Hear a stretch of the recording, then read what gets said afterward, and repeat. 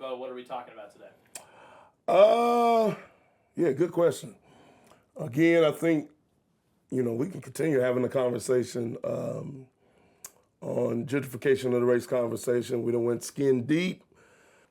But I think we're going to continue on where we were talking about buy low, sell high. And maybe we can talk about profit margins.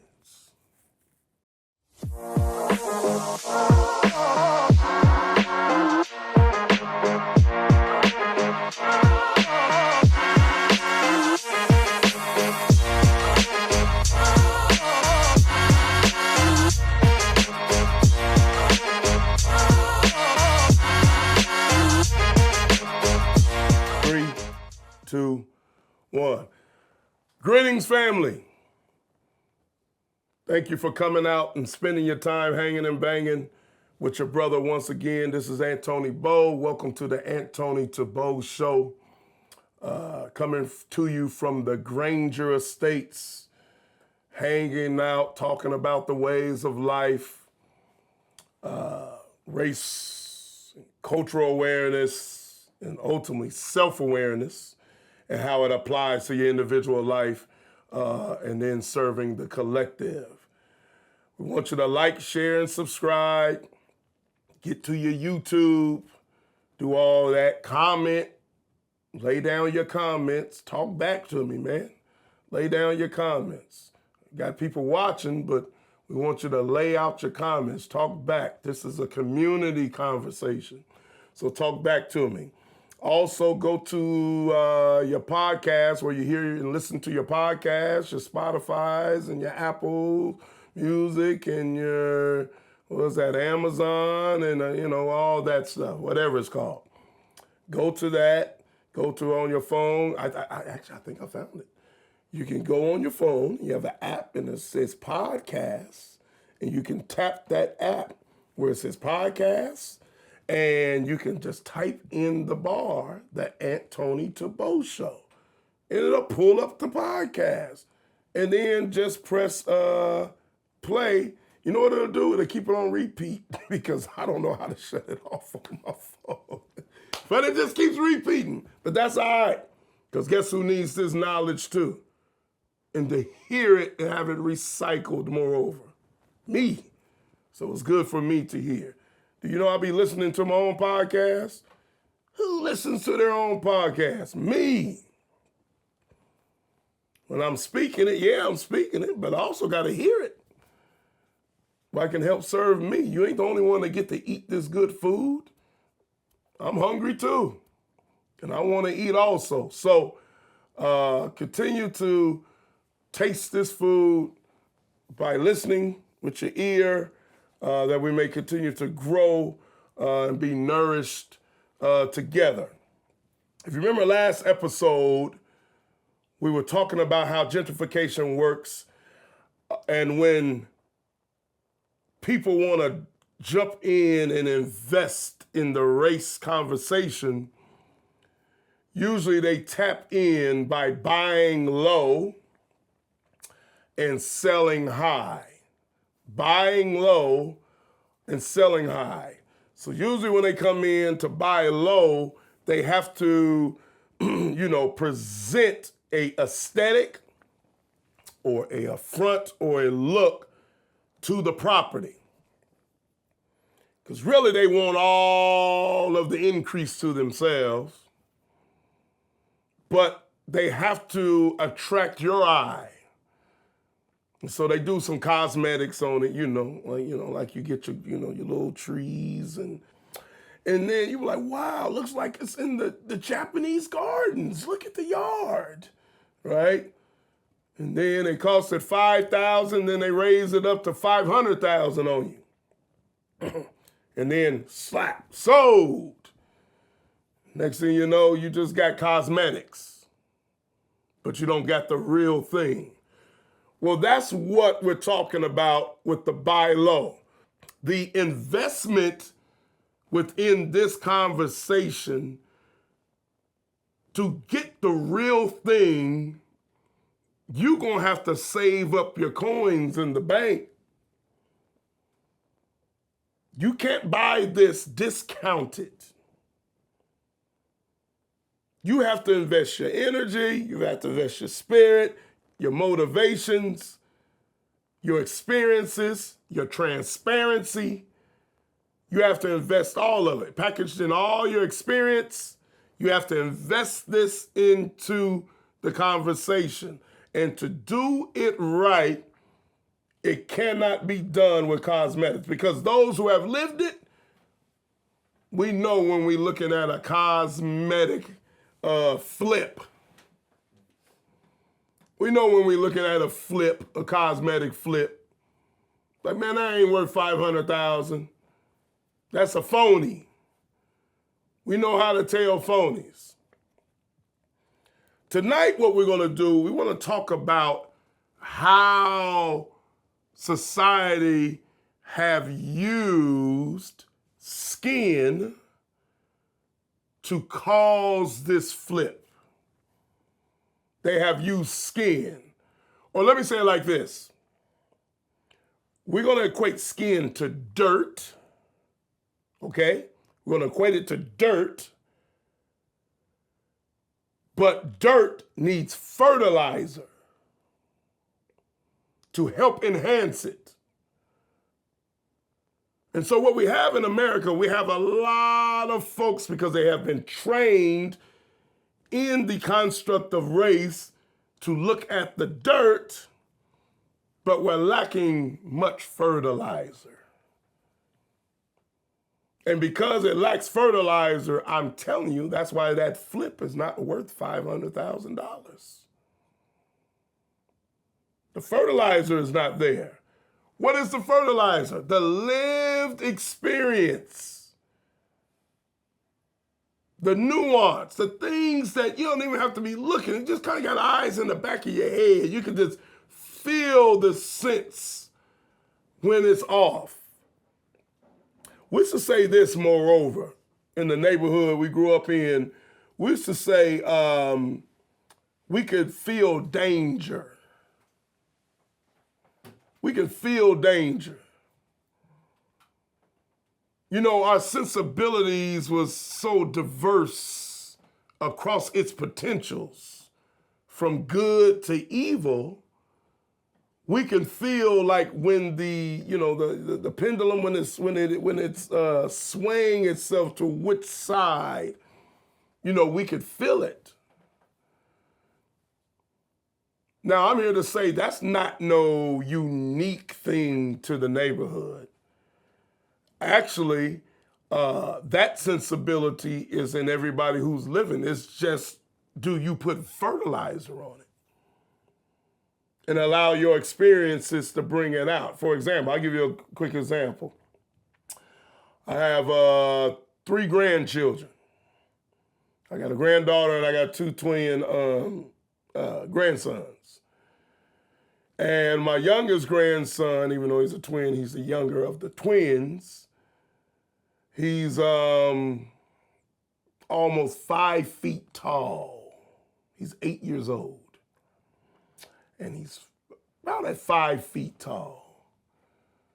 And he's 140 plus pounds. And this guy, when I walk into the room, he got such a stature, I just feel this pull in me. Like every time I see him, I gotta slug him, because he's just sturdy. You know when somebody just sturdy, you feel like when you see him, I gotta put my sturdiness up against him. So I feel like every time I see him, I just gotta go body block him. I gotta tackle him. Like I said, I think when he was 4 months, I was like training on his stomach. So much now, it's almost like he don't feel pain. Not good. Y'all don't do that with your babies. Not good. But, that was my thing with him. But check this out. My grandson has autism. And we got this thing when I walk in the house. He'll see me, I'll see him. And from when I walk in the door, until I walk to him to greet him, I mean mug him from the door all the way to his face. So I don't care if I'm 30 feet away, I come in with a mug, and I walk straight to him, and I get dead in his face like this, and I mean mug him. We touch noses, and we touch foreheads, and then you know how he reacts? He pushes my head out the way, and he go run and play. Now, if you was looking from the outside in, if you was just dirt, man, what you doing mean mugging that baby? Leave that baby alone. You're going to scare that baby. But what is it about my grandson's fertilizer that makes him understand, that's just my pops. That's just what he does. As soon as he gets here, this is our greetings. We're going to hit foreheads, and we're going to hit noses, and then I'm going to mush his face out the way, and then I'm going to go on and play, and then he's going to go on and do whatever he's doing. That's how it works. I got a picture, man. This boy, he was writing the other day, this boy knows Japanese, never taken a course. He knows Arabic, never taken a course. And they said he knows one more. But I actually seen him writing Japanese the other day. I took a picture of it. This boy just be writing all off of what he invests his time in and his experience in watching the shows he watch. He never wants to watch his shows in English. He wants to watch his shows in a different language. Now follow me what I'm saying. And in the language he inundates himself with, he starts to learn the rhythm, the cadence, and eventually the spirit of what's being said. Foreign to us, but not to him. What's my point? This is my point. America has built a skin-deep culture on the race conversation that then will tell you, okay, I'm going to get you to the gold or we're going to buy low. This is how they buy low. This is one example I want to share with you all. And I want you to watch out for this. Do you know there's very few in America who actually have courage enough and who is invested humbly enough to learn of the gold, G-O-L-D, what just would represent a currency, within so-called black communities or so-called black experiences within America, to where they would be patient enough and to get with them who then have those experiences, fellowship with them, and then learn from them. Because what ends up happening is those who have the experience end up being the teacher. You know, and the different Americans would have to be the students. And you're not in control. But because buy low is a thing, because I want to purchase, I want to own, and then eventually I want to make my own human capital profit margins. What I'm going to do, I can't buy low if I bring them in to fellowship with me who really has the capital. Or can you? Because you really want to know what? If you really focus in on that flip, because you know what house would be flipped in that flip? Actually, it would be you. And instead of doing the cosmetic thing, bonsai tree, you know, the palm tree, you actually break it down to the studs. Who? Break down the studs of you and learn the culture or the fellowship. You will humble yourself and learn the culture and fellowship with the people that you said you're interested in understanding the culture. You can buy, but this is not to sell. If you come fellowship with this, guess what, America? This is your forever home. This isn't for sale. The cultural characteristics and attributes that you will learn coming in when you just keep your feet on the ground in life, and I'm not giving credit to so-called black folk. I ain't giving credit to them for that. But I am saying you learn a lot of foundational steps in where I come from. The generations of my elders before me kept it real with a lot of things.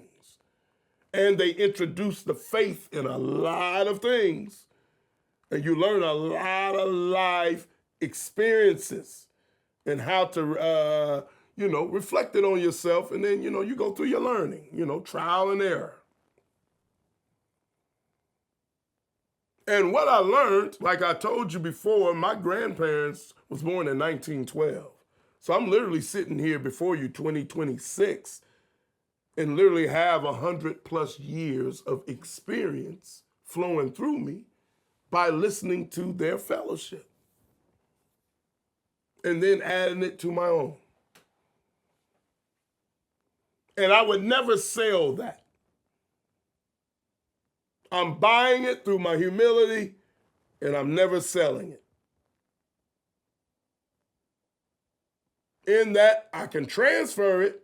I can transfer the deed. I can give it to a trustee, because we're going to fellowship it to where they can inherit it. But sell it? Nah. We ain't going to do that. We're going to keep this one in the family. What makes a family? We all got to be in here with the same motivation. Nobody trying to take advantage.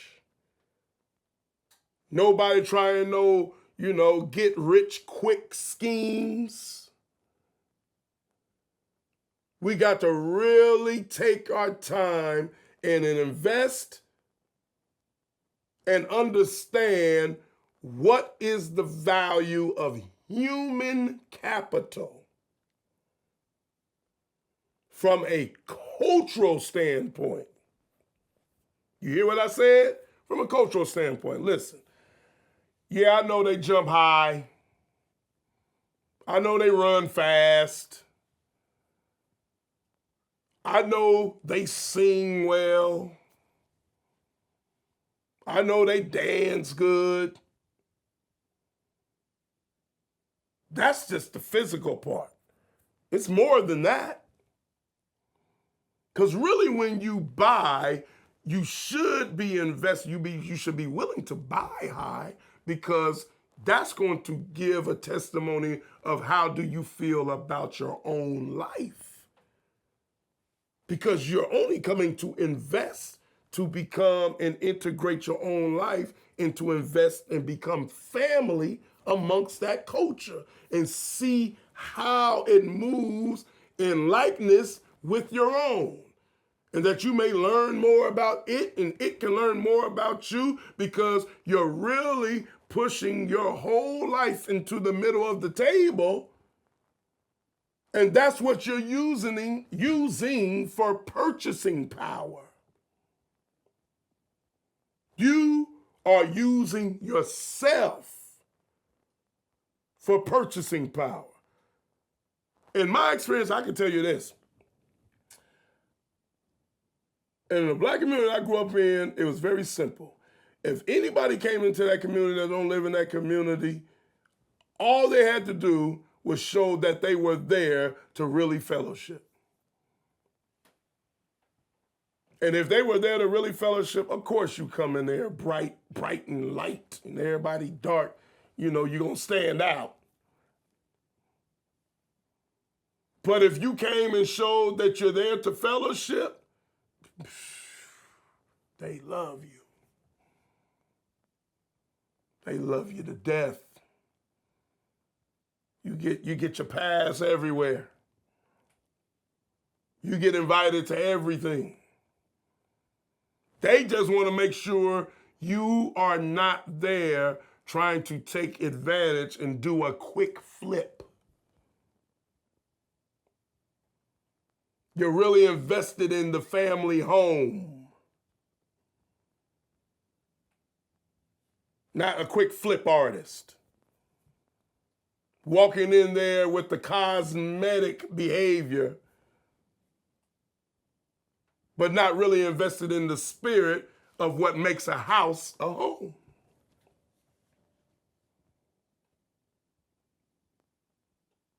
So bringing it back to America, it's something that America does, and I think everybody needs to watch out in this, going down and how we exploit by trying to buy low for the purpose of selling high. America uses those of the same hue. So for instance, they'll take Africans. You mean Africans, like I got a brother from Nigeria and, the Sudan and, Chad and Sierra Leone and, whatever.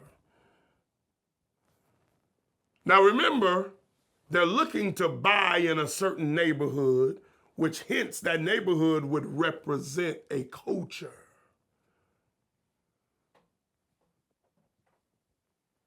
So since they define the construct of skin and the depth or skin deep or the depth of it, that's as far as they go. So they think, hey, we can buy low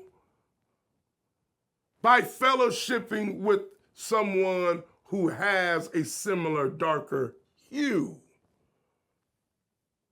But here's the problem.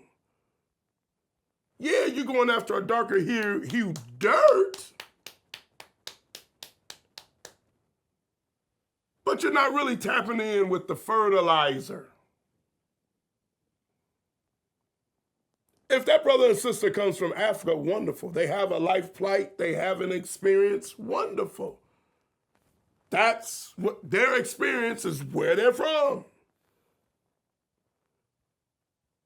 But see, what I'm seeing a lot is in the buy low campaign and the quick flip campaign is I'm going to take somebody who is dark-hued, who has the outward appearance to look like, but does not have the fertilizer experience. And with them not having the experience of living, being raised in, and being there because of the lenders that I go to will accept it just off of its skin depth, then that's all I need to provide. Who cares if they have the fertilizer experience? I can just put forth, look at them, they're dark. They have to be from the hood, they're dark. They have to know so-called black community, American black community experience, they're dark. Well, you only think that because that's as far as you go, which is the dirt. But now let's talk about the fertilizer. And they have no clue. This thing is so diversified, even me living on the West Coast, I would be doing a disservice coming from a black community and acting as if I can tell you about how New York functions, or Philadelphia, or Boston, or down south in Louisiana or Georgia. I don't know. Y'all can't tell I'm from the West Coast? Yeah, I'm from the West. We say Maine. Well, I think they say that in the South too. Yeah, I'm from the West, Maine. I'm from the West Coast. I can tell you how we get down over here, which is very interesting because my grandparents came from Pine Bluff and Little Rock, Arkansas. So they came from down south. And it would have been interesting to see what their response would be, knowing that their seed is from there, but their offspring is here. I think we might dive into that, down some later episodes. I've been thinking about it a lot, where we can call it hood parents, suburban children. But we'll die. That's for another conversation. I definitely would wonder how they felt, in the presentation of their children, because they definitely wasn't Southern no more. Like that. And it was because of the neighborhood or the climate that they were in, which then shows you, okay, listen, my parents and them and my uncles and aunts, and all right, they came from Southern dirt. But they had West Coast fertilizer. African dirt. But you're telling me you expect them to give you I don't know how many times I have been in a situation, and I'm going to tell you why this is problematic. Then I got this other side I need to hit too. I'm going to tell you why this is problematic. It's problematic. I remember one time I was doing an event, and one of me and the brothers who I was doing it with, we got in kind of a live spat during the event while I was up on stage. And I said that we're different culturally. And he said, no, we're the same. No, you can't separate us. We're the same. I said, no, we're not. He said, yeah, we are. We are, we're black. He said, we're both black. And, and how white supremacy have, dealt with us and this and that, we're the same. I said, that's the same experience. But let me share something with y'all. One thing that I don't do, I do not allow white supremacy to define my roots. Never. If that's all that's coming out of your mouth, then it makes perfect sense how people can be so egotistical and think that they have charge over you. Nah, my beginning got a whole bunch of cultural and ways and traditions when it wasn't no white folk there. Literally, it wasn't nobody in the house. Wasn't nobody else. When I was at my grandmama's house, my granddad and my aunts and uncles, I ain't seen no white folk there. So why would I start my conversation or to start my flip of the house? Why would I start it there? For example, if this table that I'm on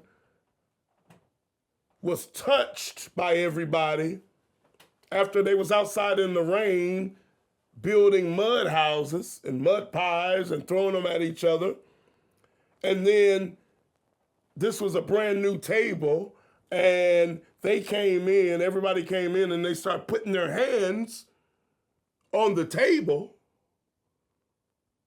well, yeah, I would have to come after them with the cleaner and wipe it what? Clean.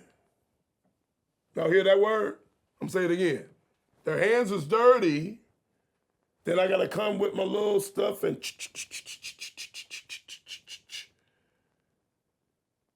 And I sprayed that, and then with the rag, I have to wipe it what?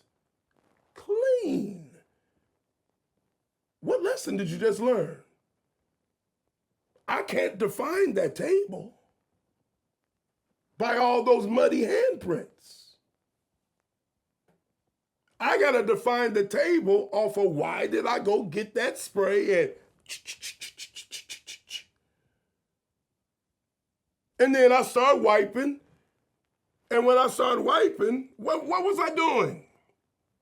I was restoring the table to its natural beginning, the same way when they delivered it to my house and it was brand new. I was restoring it back to its start. So with the culture, that's what the culture must be. We got to restore it back to the start. We don't establish it by how white supremacy start putting their mud pie hands on it. That's a later conversation. Because even when you do it, and this is why you can't just use people with certain hues, you got to use the people with the fertilizer. Because even if you do start talking about how dirty their hands is, who's going to guide us? Who knows how to get us on the pathway to get it back to its beginning? If that's not your experience. If that's not your lived experience. If you weren't there, all you can do is just talk about, oh, y'all's hands are so dirty. But then you can't talk about, we're going to clean it up because we got to get it back to its original state. For that to be there, somebody needs to tell them their hands is dirty and they have to be elder, experienced enough to be able to say, and come on, y'all, I can tell you how to get it back to its original state. Why? Because that's where I'm from. That's where I lived. That's where I grew up. That was my favorite home. So I can tell you both conditions. So if I have someone who is lacking the lived experience, I cannot let America just tell me we're going to listen to that. In my sad regret, we got a lot of people who do that too because they know it's gold too. And so they try to speak for the experience. Again, I will say again, I am not talking about anybody and playing down their experience. I'm not doing that.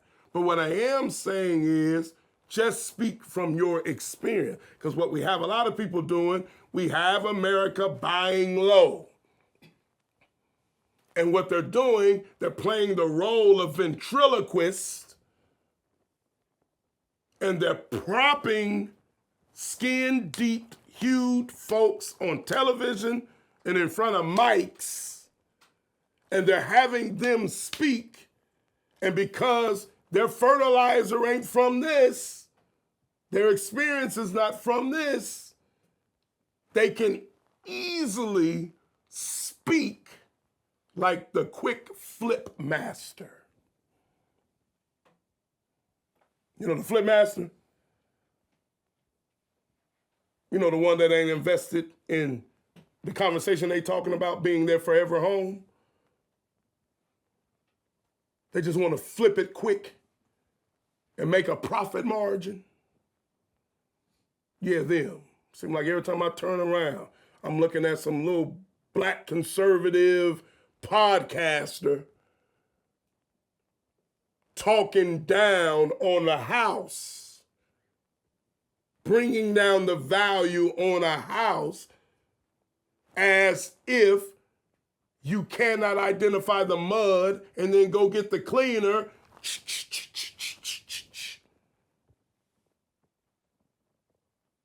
and get it cleaned back to its original state. I don't want to hear nobody come to me talking about what's wrong with something unless you can tell me what's right first. And because you know what's right first, when you see what's wrong, you know how to get us back to right. Because you're familiar with it. You've been there before. This got lost and you know how to get it found and get it back. Quick flippers, they just tell you what's wrong.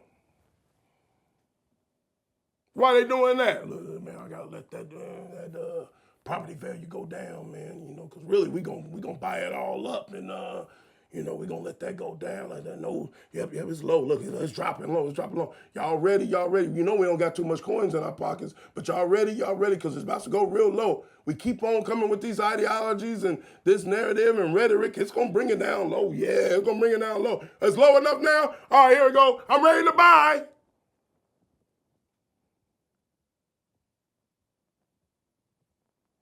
Now they done scooped it up. Now they done scooped it up. Now, everything they done told you they don't like about this, now they doing it.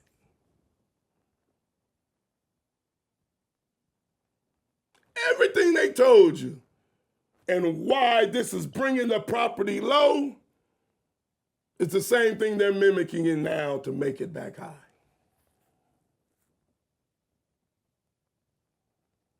They just had to get, you know, the gate holders out of there, you know, the lenders that wasn't going to, you know, allow them to come in here and buy low. They got to get them out of the way. Don't never let no one break down an experience that is not theirs. Because America have told them that they have the right complexion, but the experience is not yours.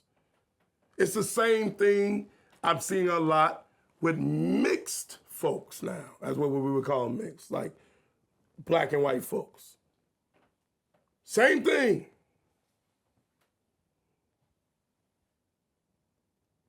What's happening is getting into a lot of suburban settings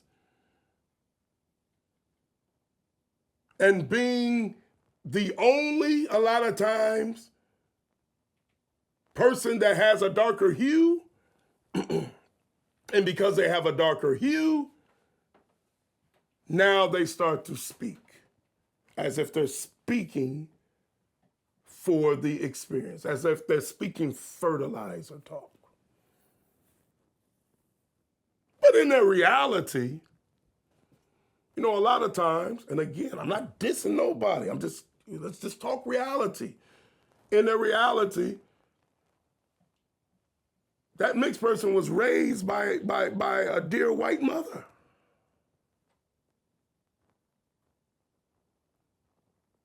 That's who raised them. And didn't get raised over here. But is only speaking as if in helping the greater society. See, listen, man. Come on, man. Love you, Africans. Love you, my mixed brothers and sisters. Love you. But please stop helping America buy low.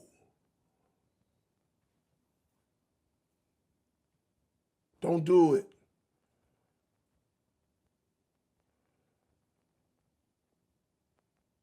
This is what I'm going to say to you real good. I'll say it to you like this. Those who understand, those who know, you know.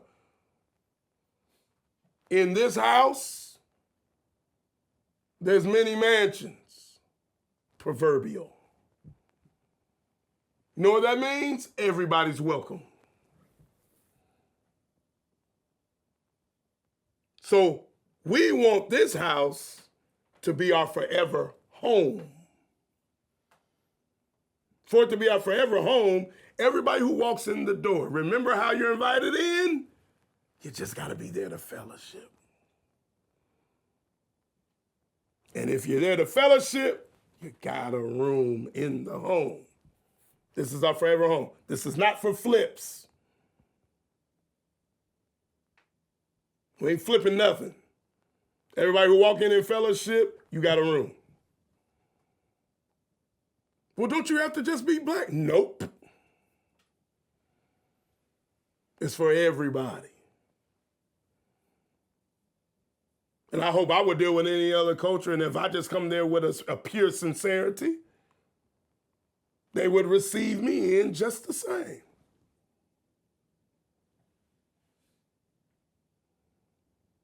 But you cannot be used for something as superficial as just our hue and be used then to speak like we have fertilizer, but now the fertilizer is not there to entice and improve the crop, but it's there to tear it down. It can't be used like that. Speak what you know. Speak what your experience is. If it's not your experience, then it can be used to bring the property down. And if the property is brought down, it's going to get bought low for the purpose of being sold high, that somebody can receive the property margins or the profit of property and profit margins. This is our homework, family. To figure out everything that we are articulating out from ourselves in our words and in our behaviors. Are we raising the level of the property, or are we bringing it down? Ask yourself, pertaining unto your culture, and how you secure it to be like high property. You just got to be real with self in your own experience. We're just asking you to be real. Don't just be dirt. My goodness, be some good fertilizer too, that we can build this crop together. All right, we're going to cut it right there, fam. Hopefully you was encouraged. I know I am. You know, I love talking about stuff because that's what gives me hope. When I can articulate what's going on within myself, it gives me hope. Hopefully that you're encouraged. And remember, you can only talk about you. Just talk about you and your experience. And then give room for somebody else to do the same. And then you give ear. Can you read a book without ink and paper? Yup. How? Go to the author. Hey! Peace be.